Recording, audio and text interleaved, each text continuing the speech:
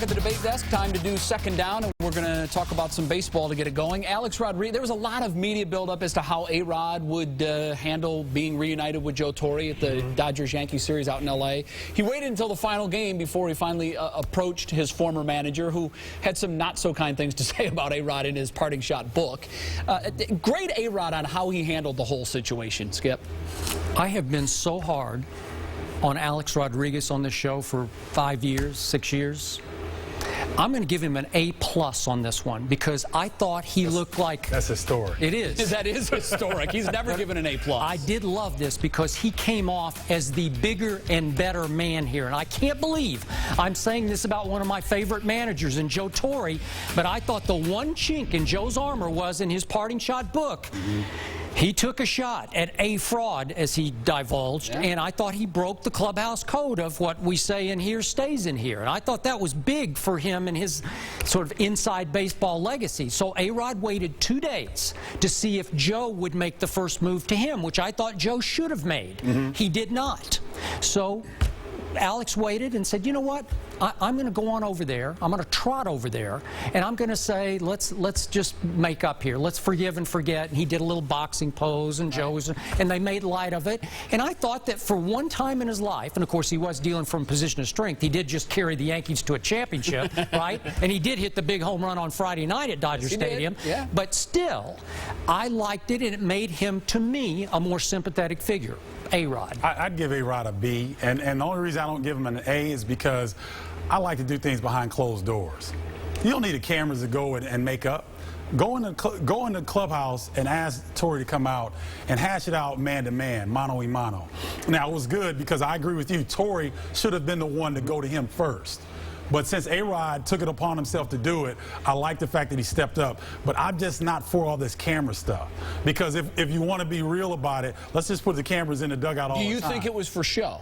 I definitely think it was for show. I don't think A-Rod does anything that's not for show. And I just don't like when the bickering becomes public. Hash it out in private. That's what men do. You don't need a camera. Okay, but that's what Joe should have done. I agree. Joe should have gone to the clubhouse. And so that's why I'm giving A-Rod a B, because he did it. You say it was for show. I say it was for show up, because he showed up, Joe, by doing this. By waiting 2 days to do this. Right. Yeah. Because I think everybody thought Joe would make the first move. Right. I did. I thought he'd go to A-Rod. So did I. So with your statement, though, doesn't that show that he's doing that for the media, trying to show him up? Yeah, and I say good for A-Rod. He deserved to get back at him that way. All right.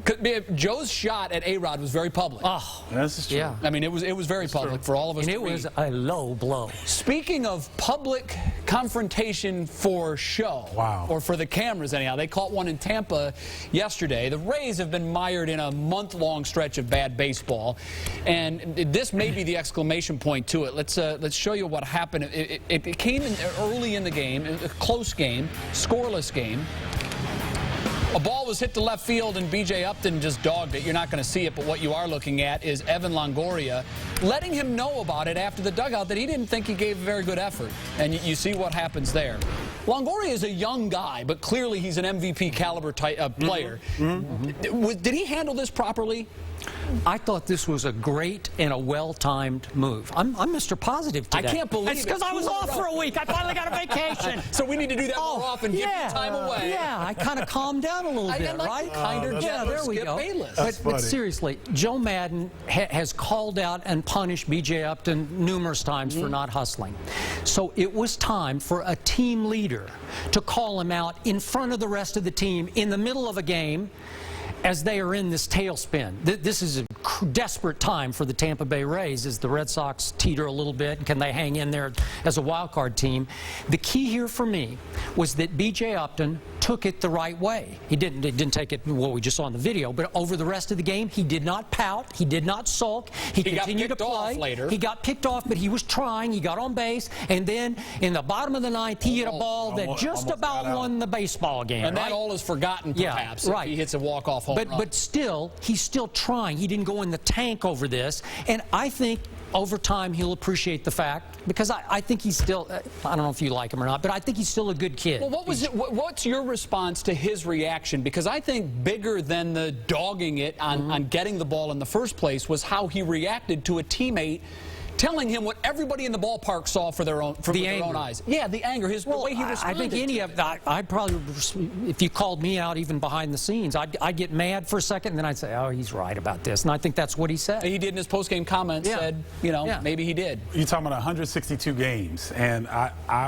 played ball forever, 10 years professional basketball. This stuff happens all the time. It just got caught on camera. Yeah. And when you get called out and the truth hurts, that's what Upton was doing. And that intensity that you play with on the field is a fine line to going over the top like we saw Upton on that reaction. So I saw nothing wrong with this. They probably had a couple What of if you had been in Upton's shoes? Yeah, I agree with you. I probably wouldn't have liked it. I wouldn't have been that demonstrative because that just wasn't my style. If a guy calls me out and I know that I was, lollygagging or whatever, you got to take it like a man, but you got to come out and show them, look, I'm going to prove him wrong. And I think that's what Upton did. That's what he tried to do the rest of the day. Does he owe his teammates an apology? There's no question about it. Because now the game is so different. There's cameras everywhere, and you have to be cognizant of that. That's a tough thing to ask guys to play all out and then have some sort of decorum, but you've got to do it. You said A-Rod did it for show, went up to Torrey. Was this for show on Longoria's part? No, that was Longoria's a leader. I agree. That's what leaders do. He could have, though, and it happens a lot in baseball. He could have said, stood in the runway and said, BJ, you got a second? Yeah. And it could have happened outside the cameras. It could have. But I also think there is some power that it happened in the dugout in plain view of everybody. This episode could do one of two things. It could tear them apart, or it could fuel them for a run. We'll see what happens. All right, that's going to do it for Second Down. Coming up in Third Down, we're going to talk more about the World Cup. It's been marred by some questionable calls. We saw the goal, or non-goal, if you will, in the England-Germany match. What is it going to take for us to get some replay in real football? We'll discuss that.